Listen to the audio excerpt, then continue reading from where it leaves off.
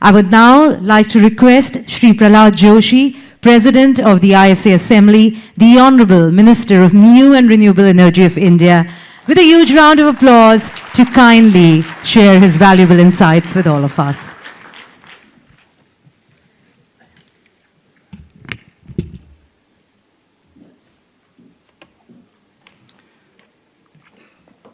Respected Co-President of the International Solar Alliance, Vice President of the ISA Assembly, Venezuela, Australia, Suriname, Director General, ISA, other ISA officials, esteemed fellow members who are here and also who are joined online, leaders and the experts from across the world. At the outset, I welcome you all for this first ever solar festival which is happening in this Bharat Mandapam. The name Bharat Mandapam has come from one there was Anubhava Mandapam in 12th century.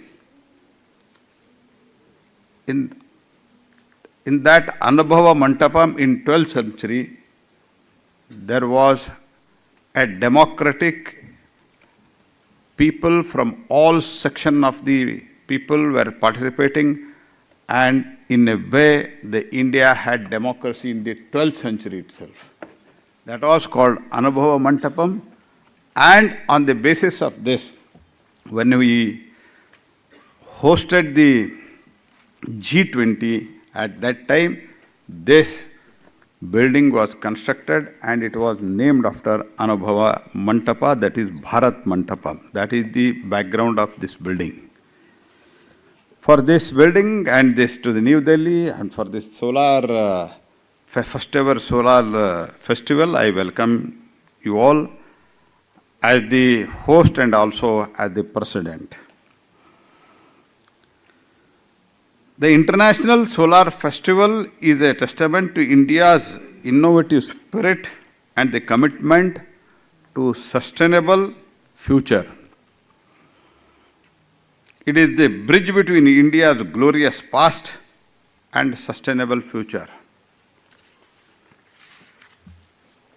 India's reverence for the sun as a divine source of energy is deeply rooted in our ancient scriptures and spiritual traditions. This worship is not merely a religious practice, but it reflects our age-old understanding of the sun's vital role as a source of energy. We used to pray, we used to worship the sun even during Mahabharata and Ramayana time. That is thousands of years ago, more than 5,000 years ago. Even today, crores of Indians start their day with Surya Namaskar. The physical exercise, that is Yogasana. We are already, you know, we are celebrating International Yoga Day on 21st June. The people who practices yoga, they normally start with Surya Namaskar. Surya means sun. With the worship, with a Namaskar, Namaskar means this. With a Namaskar to Surya, our people will start the day. Means, that is in a way salutation to the sun who energizes entire world and the entire mankind. So we understand the importance of the Indians understood the importance of the energy of the sun quite long back. It is a sequence of yoga postures, that is Surya Namaskar, what I told, performed to honor the sun god. And even in some of the communities, when they perform puja in the morning, they go outside and they first do namaskara to sun, that is Surya. We call as a Surya, Surya Dev. The reason is because of sun, we are all here, we are all surviving. Small creature to, all kind of creature to humankind, we are, if at all we are alive today, it is because of the sun. That was the belief from time immemorial.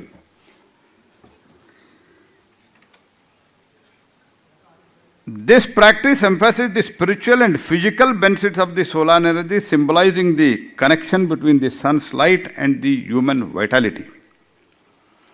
Our oldest sacred texts are Vedas. They frequently mention sun as a vital source of the life and energy. The sun, eye of the universe, illuminates the world. This has been said in the Rig Veda.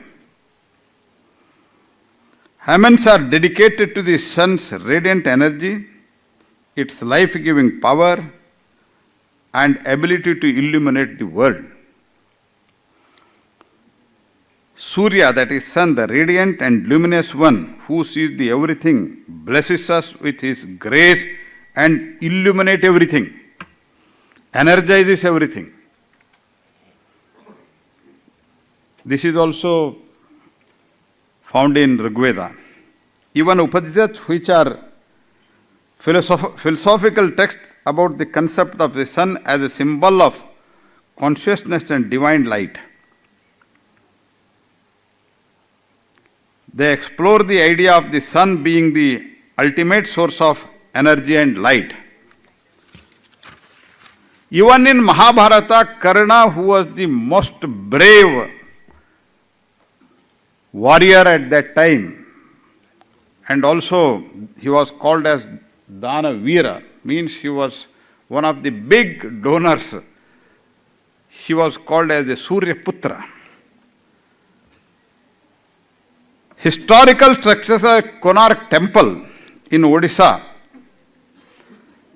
Konark Temple is the oldest temple constructed for Surya, that is sun, in Odisha. Jantar Mantar observatories here in New Delhi reflect the ancient India's understanding and reverence to the solar movements and their significance. And there are many such ancient sun temples, Surya Mandiras, in India. In Western India, there is a Madodara Sun Temple in Gujarat. In every part of the country, there is a temple for sun. And these have been not built when we started thinking of solar energy. These were built 5,000 years, 10,000 years ago. And there is a history for that. In Western India, Madodara Sun Temple, Gujarat, I am happy to tell you that Madodara is also India's first village. That is the first village to be powered by entirely solar all the day, every day. This is the first ever village. 100% solar village.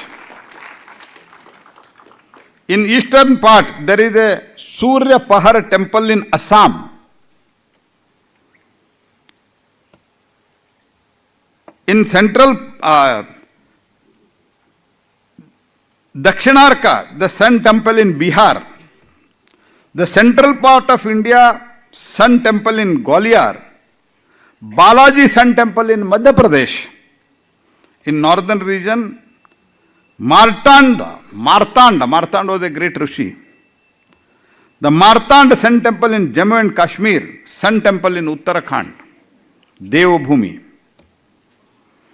In south, Suryanar Kovil in Tamil Nadu, Suryanarayan Temple in Damlur in my home state.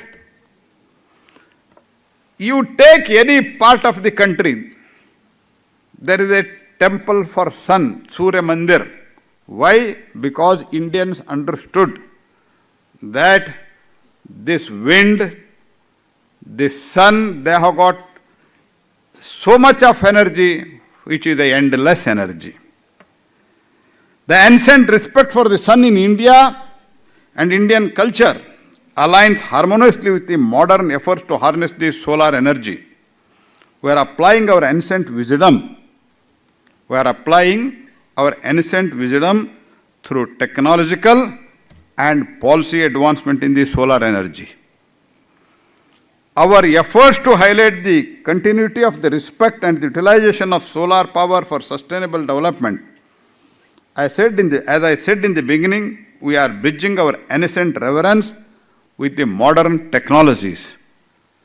Friends, India has made notable progress in the domain of renewable energy. Despite the India's per capita CO2 emission is being the one of the lowest in the world, because our consumption is also very, very low. Power consumption, electricity consumption, energy consumption is very, very low in compared to the world. World comparison में we are not even 1/3. US के comparison में हम 1/10 भी नहीं है.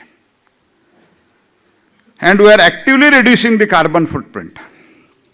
In our pursuit, we must not forget our responsibility to empower the communities lacking access to the energy. Power, as we know, is essential for the better quality of the life, ensuring the access to the critical facilities such as healthcare and clean water. Even today, 675 million citizens of worldwide remain in the dark. They do not have a connection to the electricity, even in India also. Till 2014, 18,000 odd villages did not have the connectivity of that. There was no electricity. They didn't even see the wire. But from 14 to 16, almost 17, in 1,000 days, all 18,000 odd villages were now connected with electricity. As I said, 670 million citizens worldwide remain in dark, while twice of that number face unreliable energy access. So, ensuring the energy access to all and is also a priority, and therefore we have to make gradual and expedite to shift to renewable energy sources. The International Solar Alliance furthers this vision by creating an ecosystem of support to solarize underserved communities across the globe. We have done it in India, and many developed countries may be having it, but where people do not have access to the power, access to the electricity, there we need to take care of those people, and that is one of the intentions of the Solar Alliance, if I am right. The International Solar Alliance further, with this vision, creating the ecosystem, the support, the solarized underserved communities across the globe. As a founding member of ISA, India stands to support the world, especially Global South, ensuring an inclusive path to sustainable future for all nations. India's installed renewable capacity has increased by 165% over the past decade, rising from 76.4 gigawatt in 2014 to 2004 gigawatt in 2024. As a global climate leader, India champions the practical, affordable, sustainable solution that will help the nation to meet their developmental needs. India's RE journey, therefore, has been symbol of hope to entire world. Scripting the remarkable growth rate, solar energy has swiftly risen as most promising clean energy technology in India. I am proud to inform you about our recent achievement where we added 14.9 gigawatt of solar capacity in the first half of the calendar year of 2024. Within this half year, we have added 14.9 gigawatt. I congratulate all our officials of the new and renewable energy and also our state governments who have actively participated in this. And with this, 282% increase compared to the first half of 2023. This is the highest half-yearly solar installation recorded in the country. India's cumulative installed solar capacity stands more than 87.02 gigawatt, with the utility scale projects making up to 87% and rooftop solar accounting over 13%. In order to further boost rooftop installation, this year India, under the leadership of Prime Minister Shri Modi, launched what I think is one of the best schemes globally to install the rooftop solar plants at 10 million households. For 1 crore households, we are installing the rooftop solar. And that is a targeted, and I am quite confident our team is working so well, and within the time, we will achieve that target.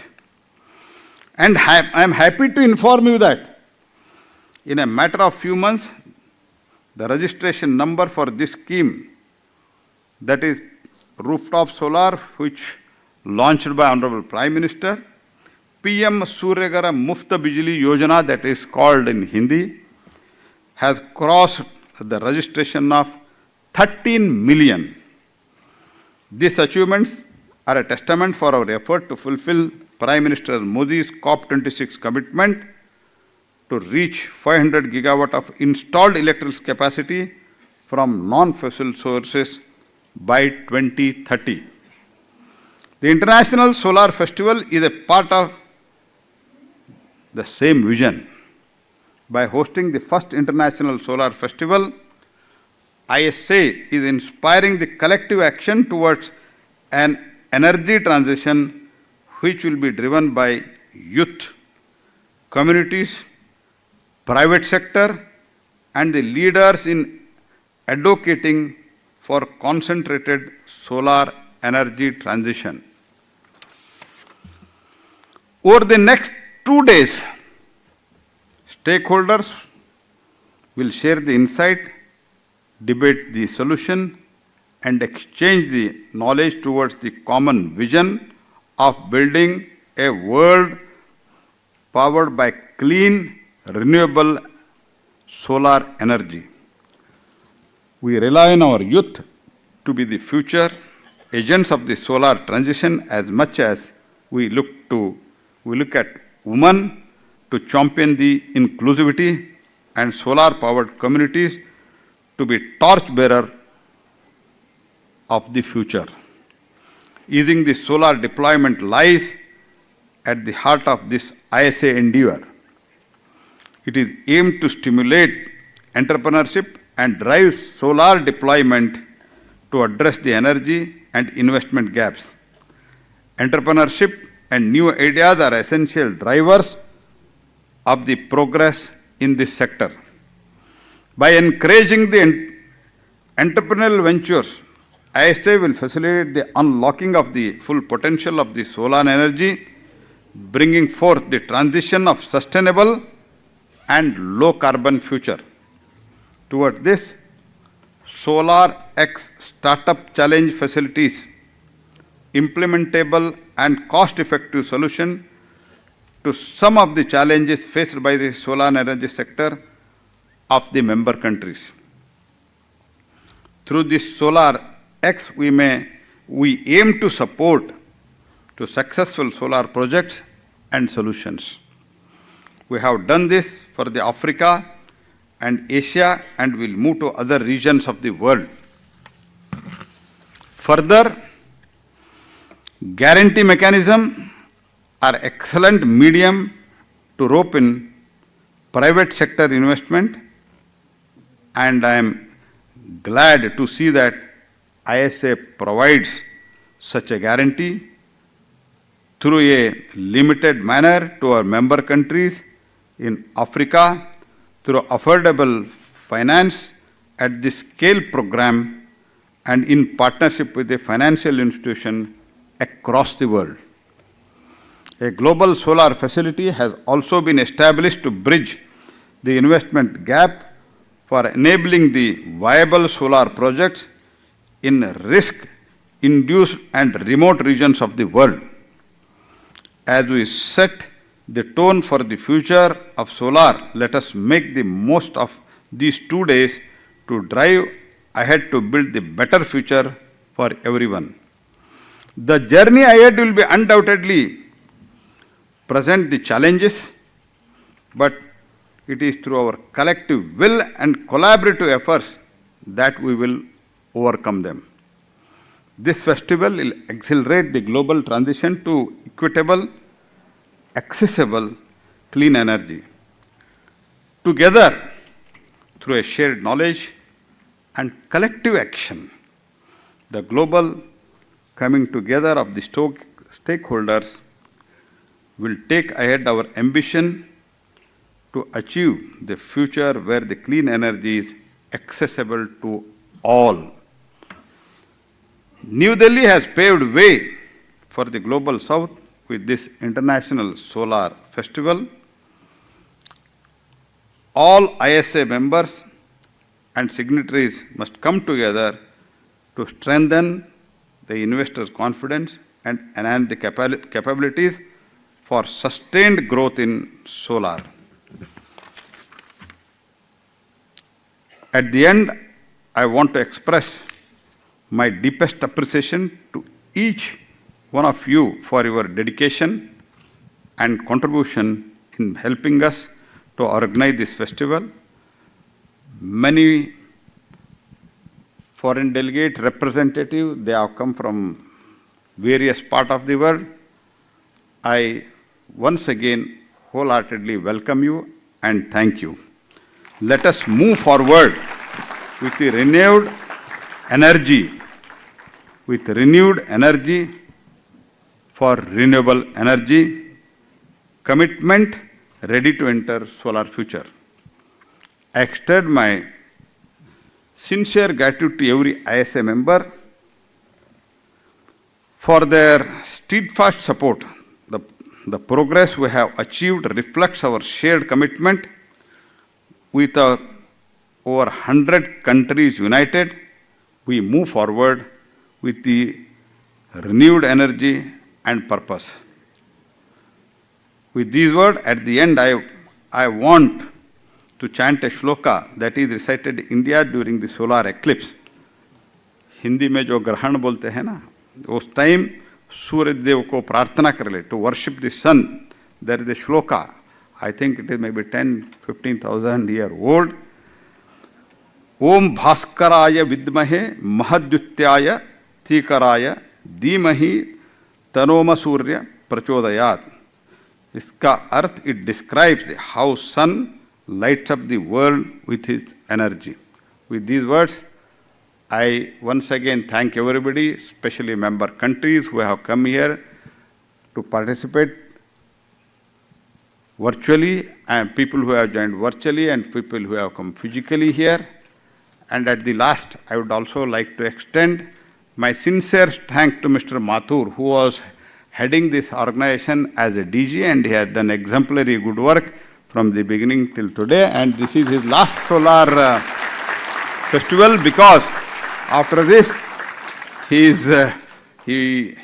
told to me and to the Honorable Prime Minister that he wants to retire. That's why, taking this occasion, I am thanking you and I wish you all the best. धन्यवाद। आप सभी को भी फिर से एक बार बहुत बहुत धन्यवाद।